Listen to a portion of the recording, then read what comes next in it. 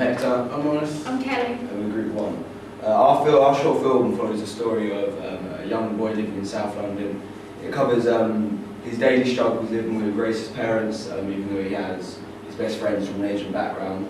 And it shows how he copes with these struggles and eventually how it brings him down. One of the first things we did was look into similar short films in the same genre, and we looked at My Name is Lisa. It's about a girl coming to terms with her mum having a mental illness and her actually realising it, and because she's young, how it affects her and stuff like that. By analysing it, we were able to come up with a narrative on a key issue, in our case racism, and present the relationship between a father and son and mother and daughter, which is similar. And this also follows the same narrative story of Todor's Equilibrium, which is something that we're going to follow as well. And we thought this was a good thing to study because it shows the relationships in a home and uses some of the same locations like in a house, which we're also going to use.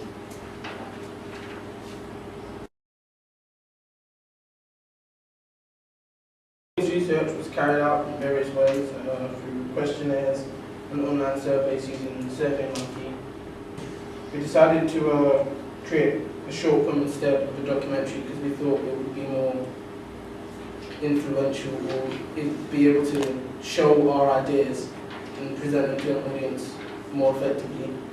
Our target audience was well-educated university graduates that have an understanding of film, because not only the issues but the techniques that we use within our film are quite complex, so we want to make sure our audience can understand it. The main question that we raised with the audience research was really how people feel about racism and whether it affects them, and the father-son relationship of our film is based upon these results.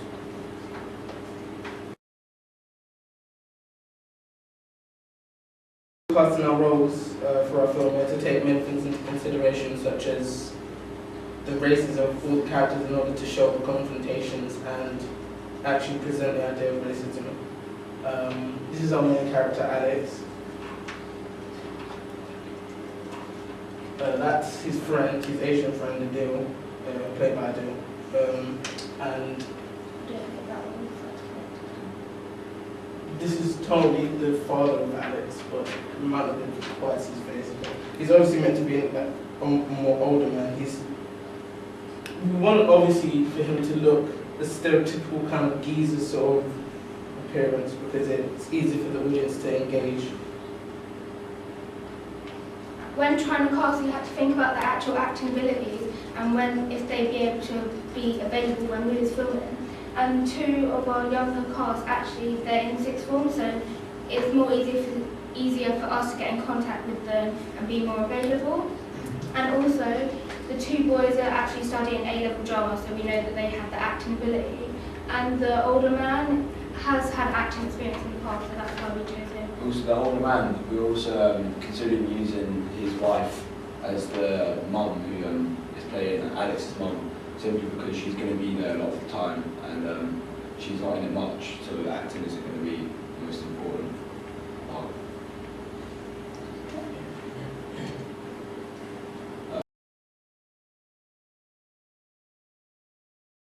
For location, we needed somewhere that would represent our character's background. From the working class background, we felt estates and blocks will represent this the best. We needed somewhere where we've got a lot of, we can move around quite a bit. So we're using the living room of one of the flats, one of our friends' flats, and the blocks, like the balconies. We've also decided to use. We need to put for our second scene, we need shops in a high road.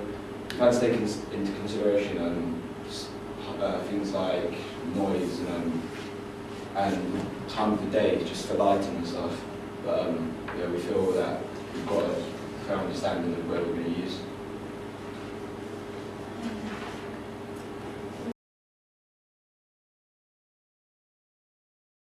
Storyboarding, it took us a while, and we had to we drew out each shot individually, and then we drew out each shot, and we had to upload it to a computer and then use Final Cut to create animated film about our that represents our film and give us a rough understanding what it's going to look like.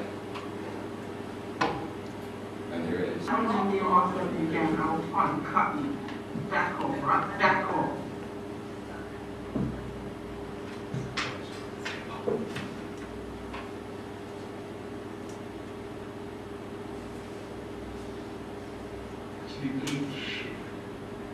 Think about it, man. 4 minutes, that's all I'm saying. I'm saying, you sound like your dad. He's right, he's not racist, he's a realist, and he's unemployed. For what? No. Your dad's unemployed because he's a lazy prick. What? Say that again. The reason why we decided to put this together is because it gives the audience, gives ourselves a fair understanding of what our film is our end product's going to look like. The things like audio, like speaking over the top of it, gave us an understanding of time and where and when people our cast are going to talk and have on that. We also made a shot list, so when we're actually filming, we won't have to take around every single storyboard, and we detail what sound we're going to have, or all stuff like that, so it'll just be easier and stuff.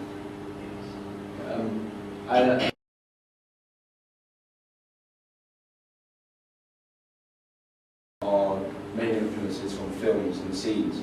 I was in charge of doing the script, and from when writing the script into the storyboard, I looked at This Is England and the last scene in This Is England, which our fight scene in our film has had a major impact on the way we've looked at, the way we decided to show and represent how fights can break out between friends, and just an influence. Yeah, and our narrative, we drew inspiration from Memento in terms of how the narrative structure works, and also Quentin Tarantino's films in terms of how he structures the films in terms of chapters. We thought that was a good way of separating each part of the film, allowing for ellipses, and also to just show the progression of the actual film.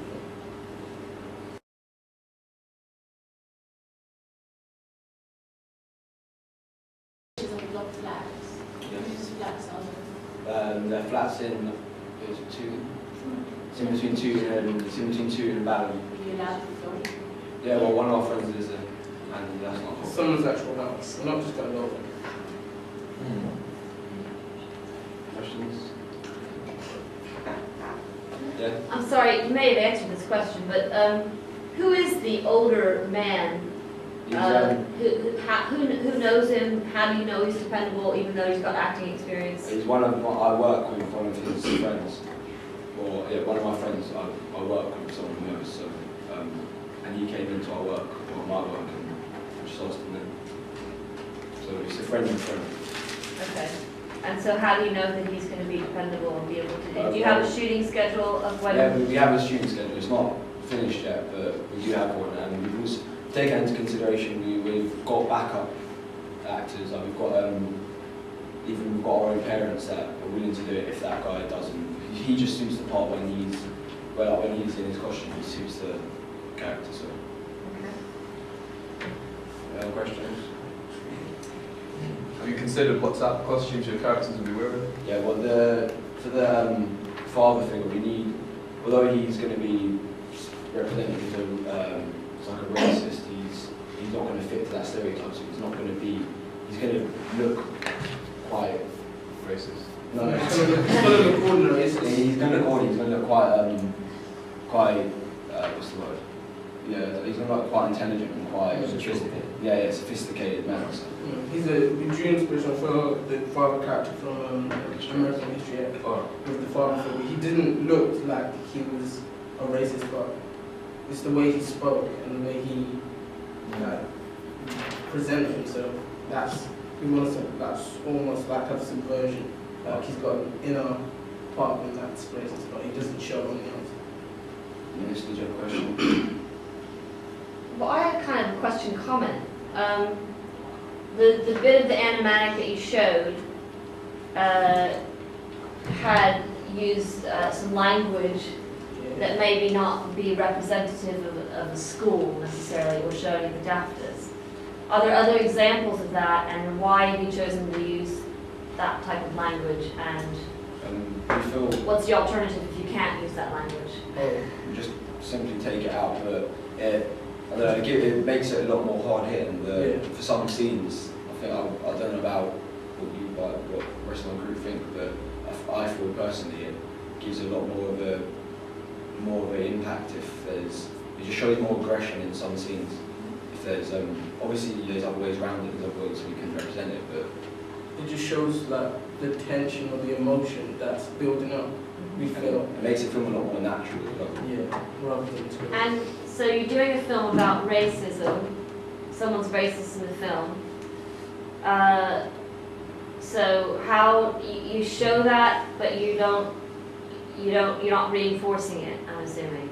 But you're not using racist language in the film. Are you using racist language in the No. film? No, the only real racism we're using is The attack. is when a boy gets attacked and the audience kind of they gather themselves that he's getting attacked for because like they have an argument, and through the argument you realise he's attacking him for the colour of his skin, and we have and at the very beginning of the film the dad makes a racist comment, but out of context it would seem like an average comment, but when you put it into context it's more of a structured argument against the ethnic minority.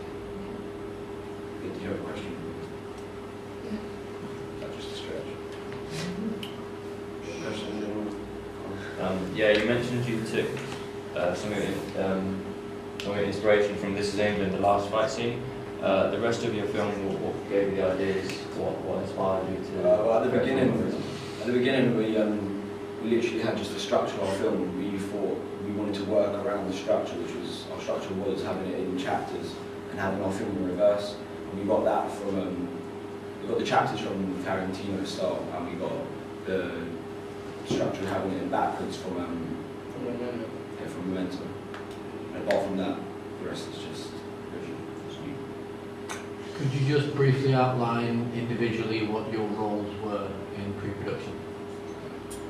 Well, I was putting together the animatic and doing all like the planning stuff. Sorry, when you say the planning stuff.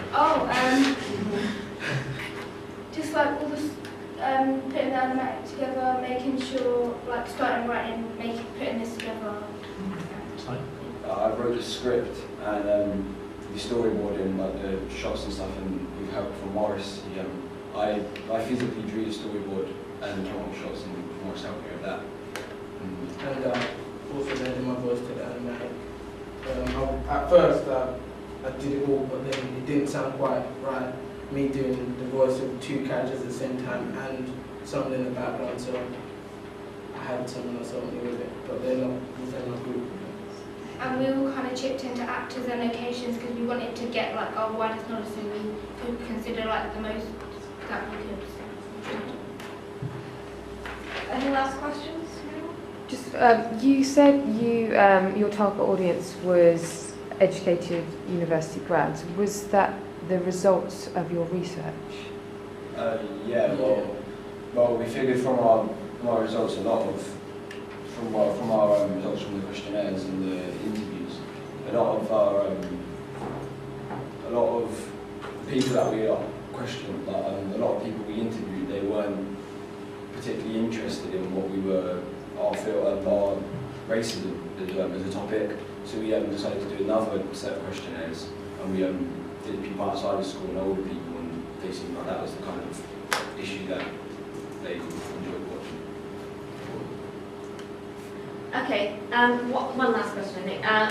On your final evaluation of your presentation, could you answer for me the question of how would you reach another audience besides educated university people? Because your film has an important message, and a message that maybe younger people need to know, people it's in secondary school, people that maybe wouldn't go to see, films like American History X or This Is England. Like, how can you reach that other audience? You don't have to answer it right now. If you can answer that in your blog for your evaluation, that would be great. Okay? Shall we